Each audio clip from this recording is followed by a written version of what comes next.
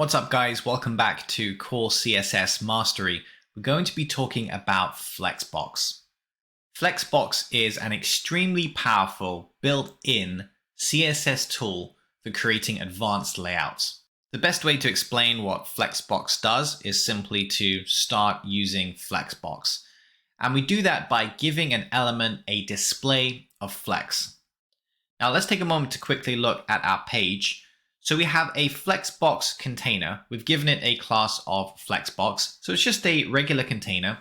It has a 2-pixel border. It has a 10-pixel margin. It's got some padding inside the red border. And it's got a height of 97 VH. We can see that red border on the screen. So this is going to be our Flex container. Inside the container, we have 3 colored divs. They have some very basic styling. They have a height and width of 200 pixels. And they have a background color set depending on their class.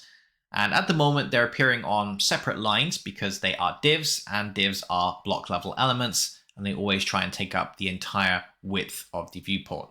So the next step is to turn that Flexbox container into a Flexbox container by setting display flex. Let's see what happens out of the box. So notice now that those divs now appear on the same line. We can now refer to them as flex items, and we can see they're behaving a little bit more like inline block elements by default because they're happy to appear next to each other. But because they are now flex items, we have a number of additional styles that we can apply to these elements. The first one we're going to look at is flex direction. Now by default, it is set to row, and that's what we see right now. We see these elements arranged in a row. But we can also set them as column. Let's see what happens here.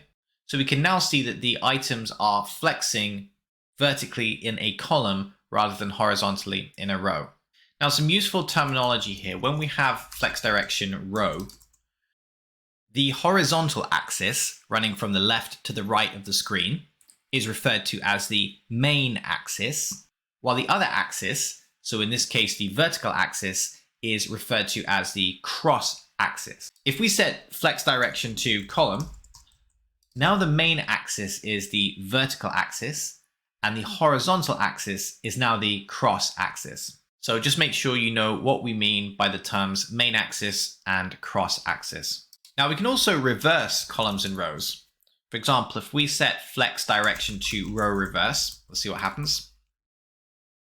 Well, now we see everything's reversed. It's starting from the right hand side of the viewport, but you can still see that it's ordering the elements in order 1, 2, 3. Of course, from our perspective, it looks like they're backwards, but that's because it's starting from the right-hand side of the viewport. We also have column reverse as well. It's now flex direction column, but it's doing it in reverse order, starting from the bottom of the viewport rather than the top. Now let's set flex direction to row, which is its default value anyway. Let's take a look at the justify content property. Now it's important to understand that justify content refers to the main axis. It's going to arrange flex items along the main axis. We have different properties for arranging our elements along the cross axis. Justify content is for the main axis. Now by default, this is set to start. We can also set it to end.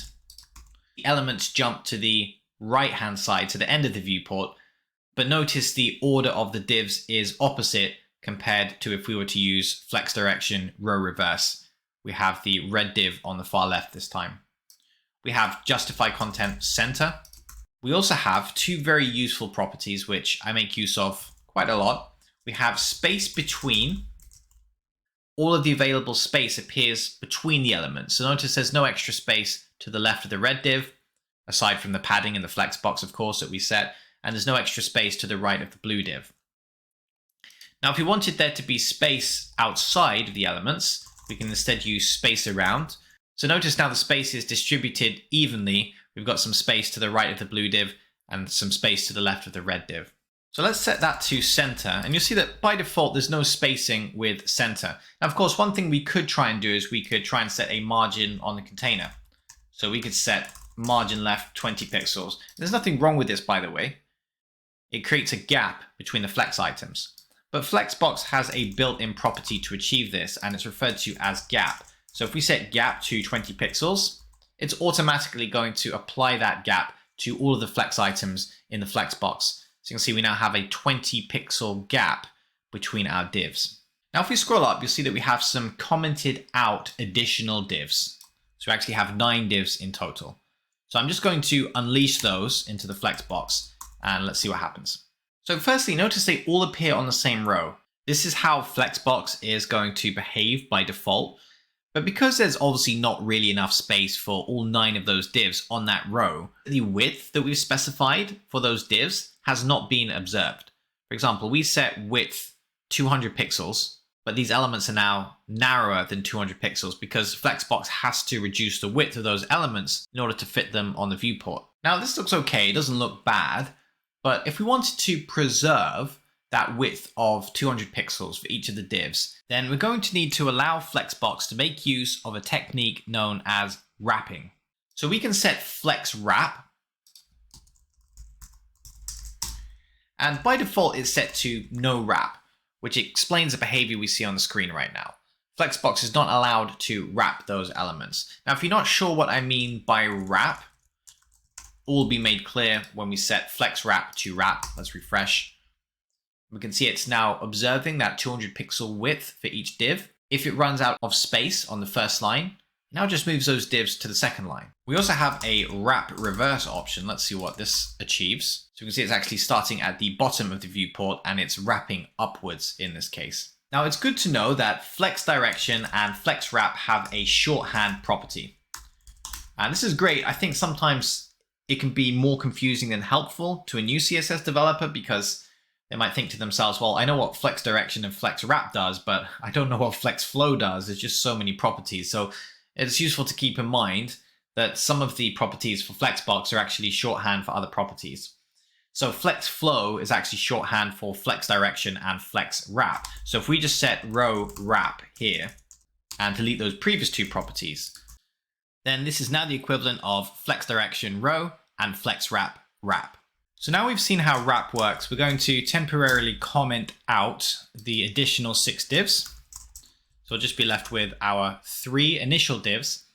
And now we're going to experiment with align items. So remember how we said that justify content applies to items on the main axis? Well, anything to do with align applies to items, how they're positioned on the cross axis.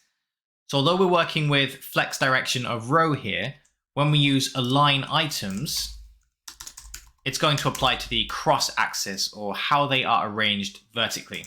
So for example, if we put center here, we can now see those items are aligned centrally in terms of the cross axis. Try end, they'll be aligned at the bottom. And we also have align items stretch. And what that will do is stretch the items vertically so they fill the container. They won't do it in this case, and that's because we've already set a height on the element. So if we remove the height of 200 pixels and now refresh, we can see the results of align items stretch. Now we'll leave our height of 200 pixels for now, and we're going to add in the elements that we commented out, because now we're going to focus on align content. Now the fact that the property is named align gives us a clue that this is going to involve the cross axis. Most common question here is, what is the difference between align items and align content? Align content is specifically when we have multiple rows, and it takes a lot of the same values as justify content. It's just that align content applies to the cross axis. So for example, we could set align content space between. So now all of the available vertical space is in between the divs. There's no vertical space above the divs. There's no vertical space below the divs. We could also align content center. So it's going to push all of the rows into the center. So you can see this takes very similar values to justify content. It's just that justify content is for the main axis and align content is for the cross axis. Space around. Okay, so now let's think about how we can style the flex items within the grid. So there's 3 properties we need to be aware of here. We have flex grow, flex shrink, and flex basis. So we know at the moment our divs are 200 pixels wide. So let's see what happens if we set a flex basis of 300 pixels on the red div. We can now see the red div takes up more space than the green and blue divs. Now the idea with Flexbox, and probably the reason why it's called Flexbox, is flex items can grow or shrink depending on how much space is available. Remember how when we added all 9 of our divs to a single row, the width was reduced to accommodate them on that row. In other words, those items effectively shrunk because there wasn't enough space for them to be at their full width. Now, in order for an item to grow, it has to first be given permission to grow. So if we just reset our sizings, we will give the red div permission to grow with flex grow, and we can just set a value of 1. Now, that 1 doesn't really mean anything because it's a relative value. It's going to be relative to the flex grow value we assign to the other divs in the Flexbox. And none of those other divs have a flex grow value at this stage. But the reason why we set flex grow 1 is we're just saying this element now has permission to grow and fill any available space. Now, perhaps you saw the red div became slightly larger. If we experiment with the size of the viewport, we'll see this effect more dramatically. Notice with a slightly narrower viewport, we have quite a few lines in our Flexbox, but in every case, if there's available space, the red div is expanding to occupy that available space. This might be even clearer if we remove the gap property. The green and the blue divs have stayed at 200 pixels wide, whereas the red div has grown to occupy any available space. Now, if we were to set a flex grow of 2 on the green div, what this means is they are both allowed to grow to fill available space, but the green div is going to take twice as much of the available space compared to the red div. Let's have a look at the results. Now, for our containers, instead of a width of 200 pixels, we can actually set flex basis 200 pixels. And we can also style flex shrink. So this is really the opposite to flex grow. It tells us how much elements are allowed to shrink.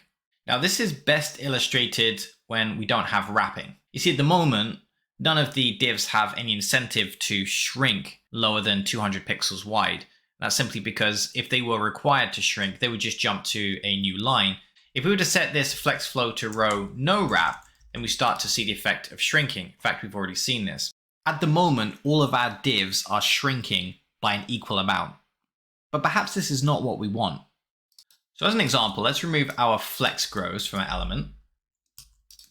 We know by default, there's a flex basis of 200 pixels, but none of these divs are actually taking up 200 pixels space. That's because by default, they're allowed to shrink. They have a flex shrink of 1. Now, if we were to take the red element and we would decide that under no circumstances is the red div to shrink, any shrinking needs to be taken care of by the blue and green divs, we could set flex shrink to 0 on the red div. So you can see now the red div always remains at 200 pixels. And if there's not enough space on the viewport, then it's the blue and green divs that shrink. Now, similar to what we were doing with flex grow, there are ratios involved here. So we could, for example, say green can shrink, but it can't shrink by as much as blue, which is by default going to have a flex shrink of 1.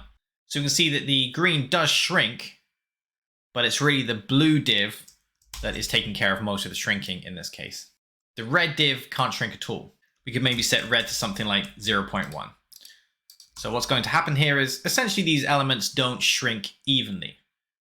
The red element can shrink, but it shrinks much slower than the green element, and the green element shrinks much slower than the blue element, which is, as you can see, already starting out quite small. If we were to set blue and green to the same, then they would shrink in the same way. So blue would always be the same width as green with this model. Now, once again, there is a shorthand property for this, and it's simply called flex. So we can specify with flex the flex grow, flex shrink, and flex basis properties. So for the most part, we can specify these in any order. We just need to keep in mind that flex grow comes before flex shrink. Both of these are integers, whereas flex basis is a size. Let's get rid of flex basis on the container. And now for red, we can set flex, which is a shorthand, 200 pixels, which is the flex basis, the flex grow, which we'll set to 1, and the flex shrink, which we'll set to 1. All right, so that's pretty much it for Flexbox. It's recommended to take some time to play around with the different properties and values so you get a bit more familiar with how Flexbox works. There are other things that you can do with Flexbox. This was just an introduction to Flexbox. Thanks very much for watching. Catch you in the next part of the course.